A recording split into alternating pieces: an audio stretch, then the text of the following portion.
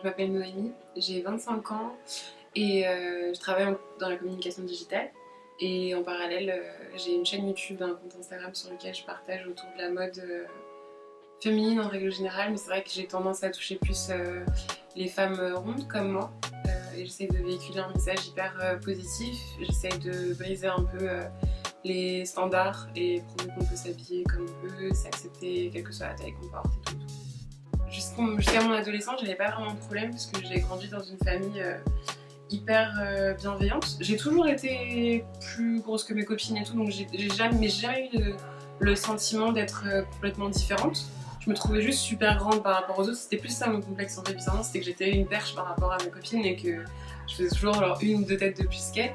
Mais c'est quand j'ai commencé en fait à voir mes copines se mettre en couple avec des mecs et tout, je me suis dit mais pourquoi moi j'intéresse personne, tu vois. Enfin, c'était plus par rapport à ça que j'ai commencé à me poser des questions sur mon physique, en me disant que peut-être que parce que j'étais trop grosse je plaisais pas ou des choses comme ça.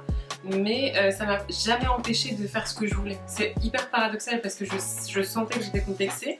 Mais en même temps, je m'habillais comme je voulais, je faisais ce que je faisais, enfin ce que je voulais, je sortais quand je voulais et tout, enfin c'était pas un souci. Et je pense que j'ai commencé à me rendre compte de ce que je valais en tant que femme et qu'il fallait que j'arrête de me dévaloriser. Moi je l'ai vécu plus à travers de mes relations amoureuses en fait, où je me retrouvais avec des gars qui souvent me rabaissaient, ou disaient que c'était ok, genre en mode pour une relation qui était entre quatre murs on va dire, mais que dès qu'il fallait sortir c'était compliqué d'assumer une fille comme moi. Et en fait quand j'en ai eu marre d'entendre ce genre de choses, j'ai fait le choix de m'accepter comme je voulais et de fréquenter des personnes qui m'acceptaient comme j'étais et comme voilà la femme que je suis.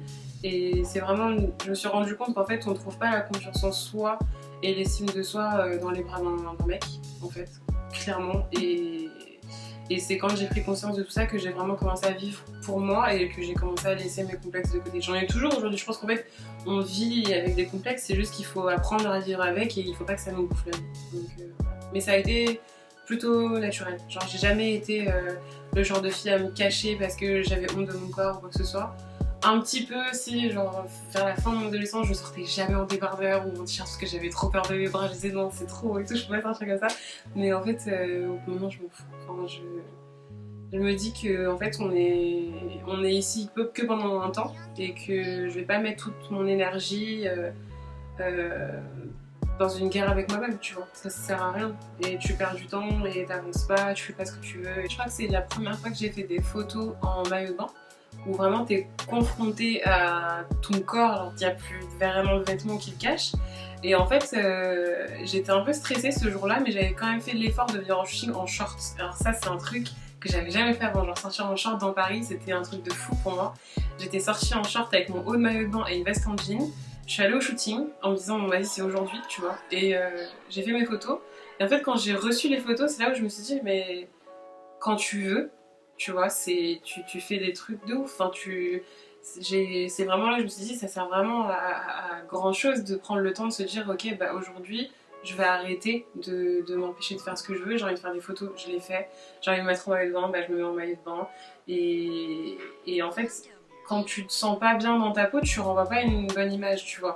Et c'est quand j'ai vraiment commencé à faire des photos et tout, je me suis dit, en fait, tu te mets dans un personnage, tu vois, quand on te shoot. Et du coup, tu te mets dans un personnage d'une meuf genre super fraîche qui assume ce qu'elle est. Et en fait, à force, tu te dis, mais en fait, cette fille, c'est moi. Si je suis capable de faire sortir ce personnage juste pour des photos, je peux vivre avec tous les jours, tu vois. Et ça devient plus un personnage, c'est juste toi-même, tu vois. Et donc moi, c'est vraiment quand j'ai commencé à faire des photos que j'ai vraiment pris conscience de mon corps et de ce que je pouvais renvoyer, en fait. Et c'est passé de je joue avec la caméra, en fait, je vis ce sentiment-là tous les jours parce que si je l'ai en moi, c'est que je peux le vivre tout le temps comme ça, tu vois. J'ai toujours aimé la photo, mais j'aimais bien être derrière l'appareil. J'avais jamais tenté de me faire prendre en photo, tu vois. Et j'ai lancé ma chaîne YouTube en 2015 et en 2017 je me suis dit tiens je vais commencer à me mettre sur Instagram aussi. Et donc j'ai vu au début poster des tenues, tu vois, des outfits et tout. C'était mes copines qui me prenaient en photo et je postais ça sur Insta. Et j'aimais bien le prendre au jeu, tu vois. Et puis après, de fil en aiguille, j'ai rencontré des photographes, des filles que je trouve hyper inspirantes qui bossent avec des super photographes, des photographes qui sont hyper inspirantes aussi, tu vois. Et mon premier vrai shooting, en fait, c'était pendant un événement. Où à la fin de l'événement, il y avait un shooting photo avec une photographe que j'aime beaucoup. Et c'est ce jour-là d'ailleurs que j'ai shooté en maillot de bain. Et ça a commencé comme ça en fait. D'abord sur Insta en me disant bah les gens me suivent sur Instagram aussi, mais j'avais rien d'autre à leur proposer que des selfies. Donc au bout d'un moment on me posait des questions, mais pourquoi tu poses pas tes tenues du jour, des choses comme ça. Et c'est comme ça que j'ai commencé à...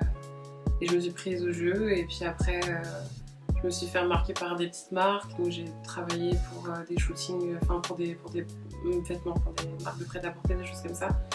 Et voilà, après ça s'est vraiment fait naturellement, genre je l'ai pas cherché, je me suis pas dit je veux devenir mannequin plus size, tu vois, genre je me qualifie pas comme une modèle plus size, genre je suis juste Noémie qui fait des photos quoi, tu vois, et voilà, mais je kiffe, franchement je trouve que ça fait du bien, tu vois, je pousse tout le temps les filles à faire des photos, juste à trouver le bon photographe avec qui travailler, quelqu'un qui saura te mettre en valeur, mais c'est vraiment un bon exercice pour soi-même, je trouve. Ça concerne pas que les femmes rondes, parce que le mouvement body positive, on a souvent tendance à mettre juste les femmes et les hommes, même pas juste les femmes dedans, et les femmes rondes, alors qu'en vrai ça touche tout le monde. Ça touche les hommes, les femmes, n'importe qui en fait, quel que soit ton poids ou ton physique, tu peux avoir des complexes. Et comme je te disais tout à l'heure, moi je pense sincèrement que ça sert à rien d'être en guerre avec soi-même. C'est vraiment genre, tu mets toute ton énergie et dans quelque chose de négatif, et en fait je pense mais vraiment foncièrement que on n'obtient rien de positif dans sa vie si on part perdant, tu vois. Donc si tu veux avancer, si tu veux créer des choses, si tu veux construire quelque chose de fort ou quoi que ce soit, tu pourras pas le faire si t'es pas en confiance avec toi-même, parce que tu vas toujours avoir tendance à te dévaloriser, à penser que t'es pas assez bien, pas assez ceci, enfin ça sert à rien, tu vois. Et vraiment le conseil que je donne tout le temps, c'est d'arrêter d'être en guerre avec soi-même. Si c'est pour tout le temps être dans un super bad mood et ne rien faire, ça sert à rien, tu vois. Enfin, le plus égale plus. Ça sert à rien de penser de manière négative.